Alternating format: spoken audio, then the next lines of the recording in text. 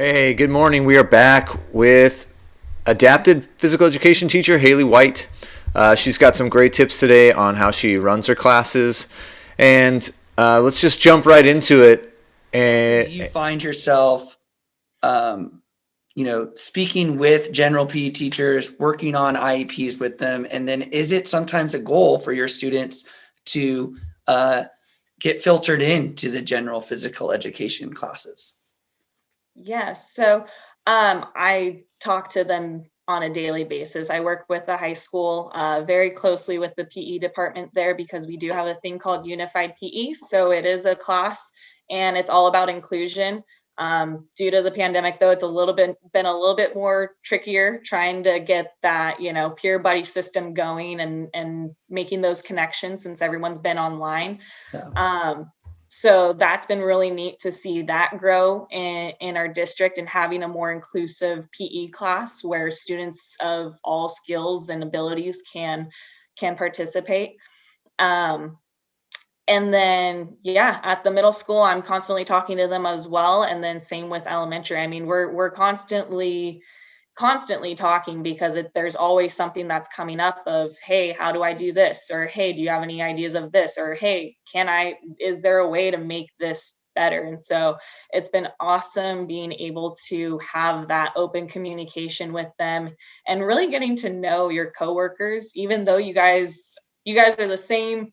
You're the same, but you're slightly different, but you can always help each other out, whether it's, I'll go to PE sometimes and be like, hey, I like that game you guys did, and then I'll snag it and use it for my own adapted PE class. So, and I'll modify it and tweak it and be like, and I'll go back to them and say, hey, this kid did great when I did it this way. So maybe we can try it, in PE like this. So we're constantly talking about, how we can make the general ed PE class more inclusive and better for our students with special needs.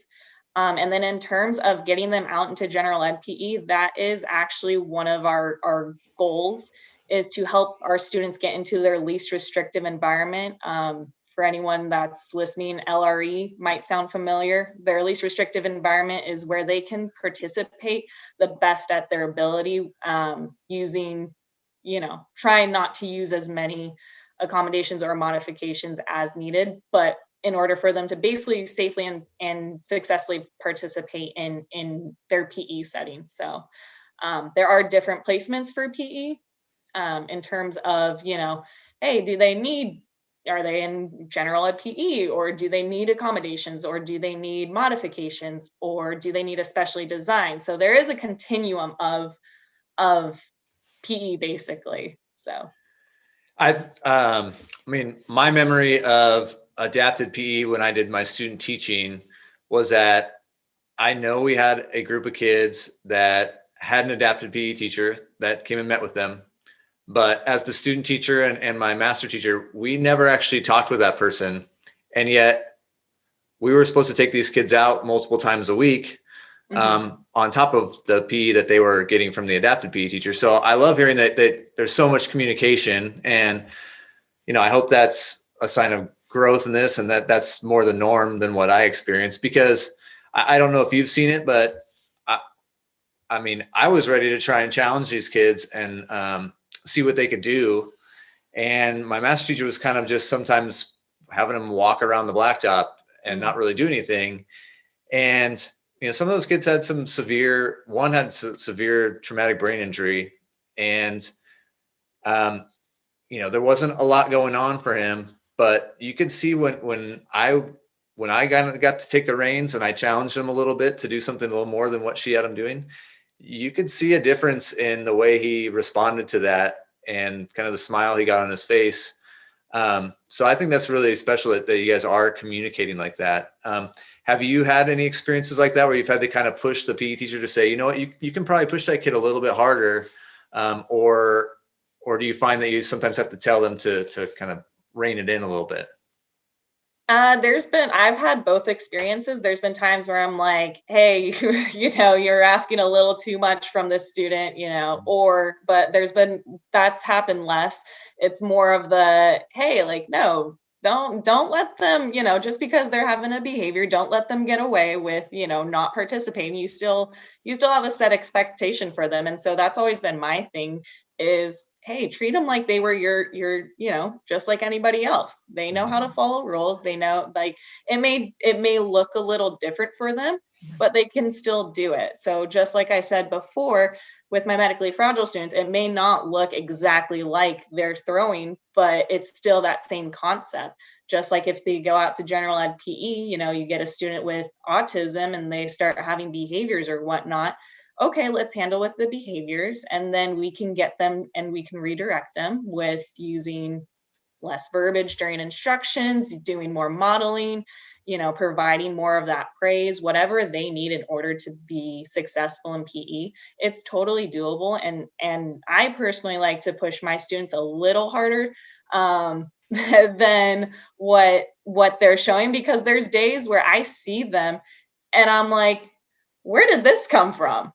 And then the next day it's just like, nah, like they don't want to do anything. So I see that and I'm like, no, if you're able to do it, at least once, I know you can do it. I know it's in you. And then you just have to really, really praise them and encourage that positive behavior. And that's one thing that I love to do, is that if I see them doing something that's self-initiated or anything that I know is challenging for them, I always make sure to just go kind of over and beyond in praise, but just to let them know, hey, I'm so happy that you did this. You're doing so awesome, and really encouraging them. So I've noticed that most of my students, especially this year, that's I feel like they've needed that, and they've needed that, uplifting praise from anyone, just because of everything that's been going on. So I've noticed that they've thrived more with that. Yeah, and I have to say some of the autistic students I've worked with have been some of my favorite, because like you said, they may exhibit behaviors sometimes that sometimes they challenge what you're doing as a teacher, sometimes makes some of the other students a little uncomfortable until they get used to being around them. But once you find out what makes them tick, they'll run through walls for you, and they'll do whatever you ask, as long as you kind of figure out those things. And so I think as a teacher, that makes it so much more rewarding when you find what makes them click, and all of a sudden, they're just on it every day. And like you said, there will be days they come out and kind of give that, like, oh, I can't do this today. Yeah. They seem to know when to use that, and you're like, well, wait a minute, just yesterday you were able to do this, so I'm pretty sure you could do it again today. So yeah, that's a good story. It's exciting, because I think both of you bring up great points, where the great ones want to get coached. The great ones want to be challenged. If you're a parent, what do you want to do when you send your precious child to school? You want them to be challenged in a professional way by their teacher, whether it's math, English, physical education, adapted physical education. And you want them to be championed by their teacher. And it's exciting that, I think that's something we can learn from this podcast is keep challenging your students. And another thing we've learned from the volleyball coaches, from the general physical education teachers, and now from the adaptive physical education teachers, build relationships. And when you build those relationships, they'll run through a brick wall for you. They'll do the things that Coach Ali is talking about. And another thing, I wanted to ask you about is, when you go and you're becoming a general physical education teacher, at least in my experience in the 15 years I've been involved in sport and education, is you can kind of say, okay, this is what this district's like, this is what this school's like, this is what you're going to deal with, classroom management. And there really is a way you can go about it, a counting system, how you do your grading, how you do attendance, all that stuff. And they can give you a little cheat sheet, if you will. Right. How do you go about classroom management? Because, you have a wide range of students, like you talked about. And what advice would you give to a student teacher that's going to be doing adaptive physical education? And what would you tell them to do with classroom management? Definitely have a schedule. Start off with having a routine, whether it's with stretching, have a routine.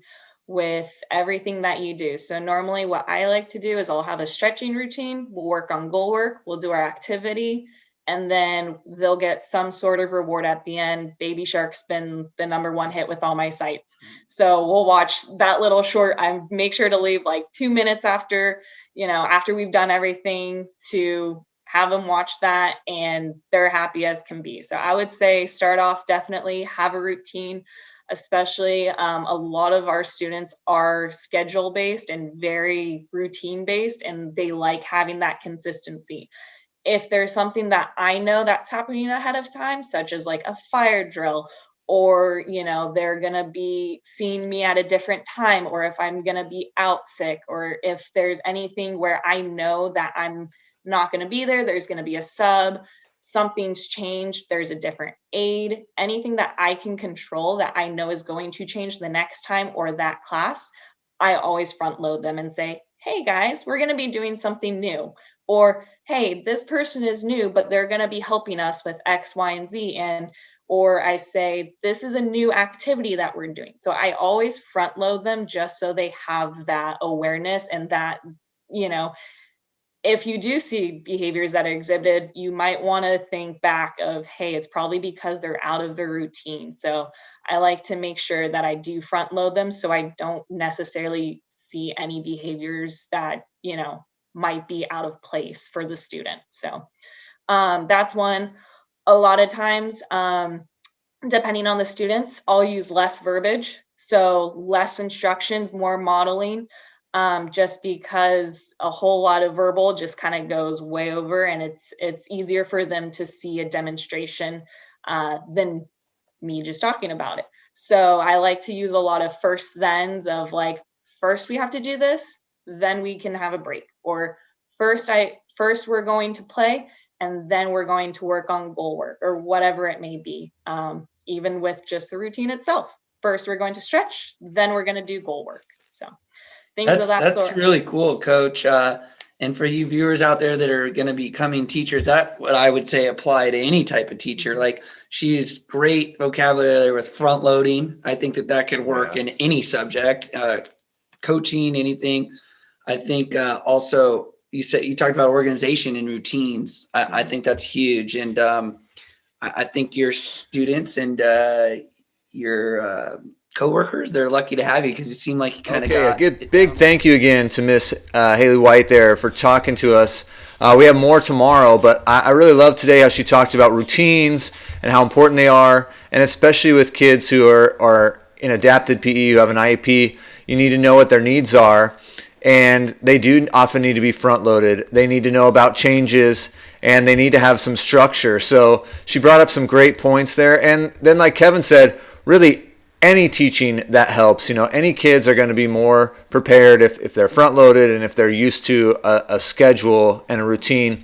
And it also teaches them good habits for the rest of their lives, knowing that routines and those habits help them going forward. So anyways, we'll be back again tomorrow at the last section of this interview, where she gets a little bit more into some of her teaching and where you can find some of her information. So anyways, take a listen tomorrow again. And another thank you again to Miss Haley Whyte for being on with us. I want to thank our sponsor, One Stone Apparel. They do great physical education clothes. They made us this great polo for valuable coaching. And they do awesome vocabulary tees. Perfect for physical education. They got great words on the back. You can customize them. Great artwork. Easy to work with. Dave at One Stone Apparel. Check them out, onestoneapparel.com.